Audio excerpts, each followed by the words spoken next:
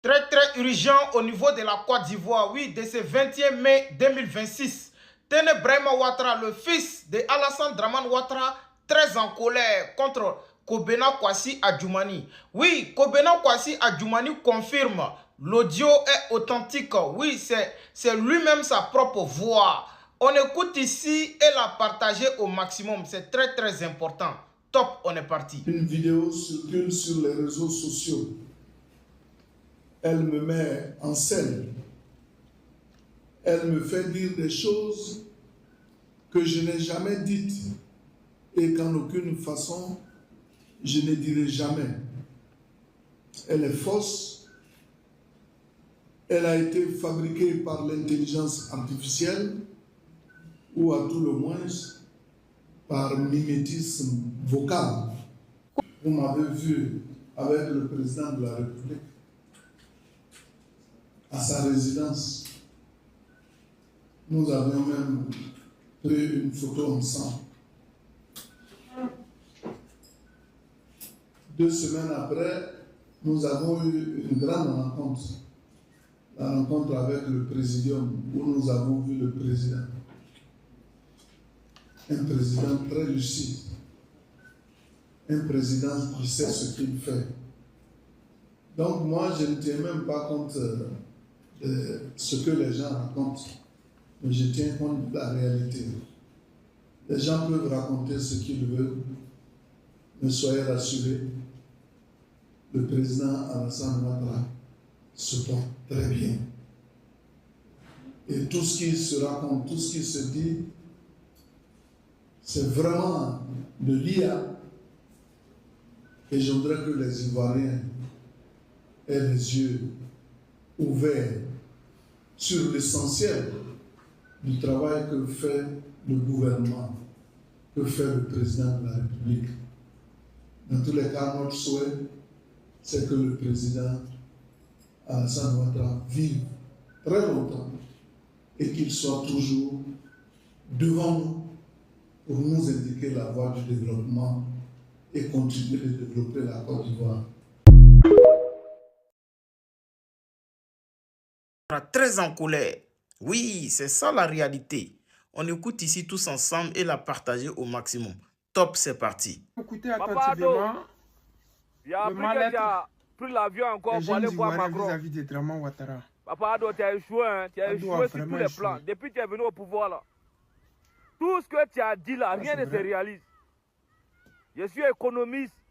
Je suis comme ça. J'ai travaillé à la FMI. Papa, dans ton école, là, tu as fait ça où? Hein? Avec toutes les richesses de la Côte d'Ivoire, là. Avec toutes les richesses que nous avons, là.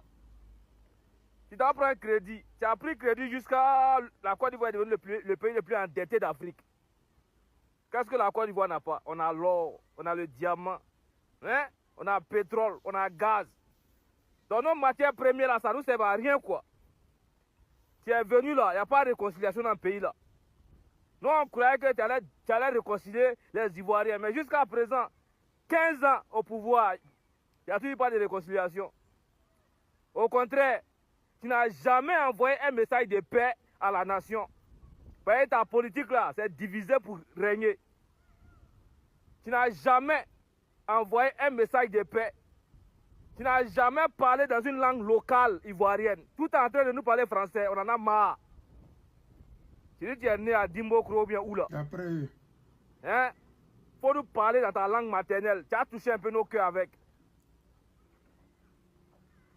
Le président précédent là, on a vu le président Laurent Gbagbo parler, comment dirais-je, BT. On a déjà vu parler BT. On a vu le président Henri Konan Bédié, et à son nom, parler baoulé. Toi, tu nous parles toujours en français, français. C'est comment? Ah, le vieux. Tout ce que tu as dit là, jusqu'à aujourd'hui, il n'y a pas quelque chose qui s'est réalisé. 4 jeunes sur 5 aujourd'hui en Côte d'Ivoire ne travaillent pas. Le chômage là, aujourd'hui les Ivoiriens là, ils se mettent en rang à cause des aides maçons, pour être aide maçon. Et la jeunesse aujourd'hui là, quand on se lève matin 5 heures là, on se met en rang dans les chantiers pour faire aide maçon. L'argent qu'on gagne là, on prend la route du désert. On prend la route du désert pour aller rejoindre l'Espagne. Toi, tu te lèves chaque matin. Tu es toujours chez Macron, Emmanuel Macron.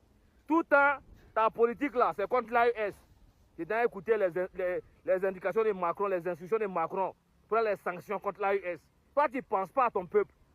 Tu penses au peuple des autres.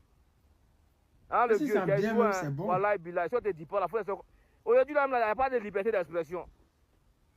Tellement tu as peur que quand les jeunes sortent pour parler, là, tu les mets en prison. La jeunesse, la prison est remplie de jeunes. Hein? Avant-hier, là, ils ont arrêté encore un jeune à Yopougon ou bien où là, parce que lui, là, il défendait les droits des Ivoiriens contre les Libanais. Donc aujourd'hui, là, les Libanais sont plus considérés en Côte d'Ivoire que les Ivoiriens nous-mêmes. Ces députés là, ils ne servent à rien. Les députés là, et là, à la fin du mois là, ils prennent seulement que leur salaire et ils s'en foutent des Ivoiriens. Les Ivoiriens ne peuvent plus payer les sacs de riz. On n'arrive plus à se nourrir. Le sac de riz là, aujourd'hui c'est 20 000. Combien d'Ivoiriens gagnent au moins 50 000 francs par mois? Combien d'Ivoiriens? Et ils vont aller 20 000 pour aller payer le sac de riz. Ils vont payer les maisons comment? Papa Ado, tu as échoué, hein? Tu as échoué. Voilà, tu as échoué. Je ne sais pas ce que tu as laissé derrière. Après ton départ, là, je ne sais pas. C'est décourageant. Maintenant, toi, l'Ivoirien qui me regarde là, il faut rester là que je ne fais pas politique, Hein. Faut rester là, faut pas te lever pour parler. Hein. Tu vas venir voir là, un jour là, ce sont les Libanais qui vont venir te chasser de ta chambre. Ils vont prendre tes plantations là.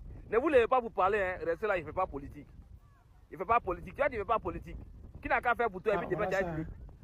Restez là, n'ouvrez pas vos bouches, hein. Restez là.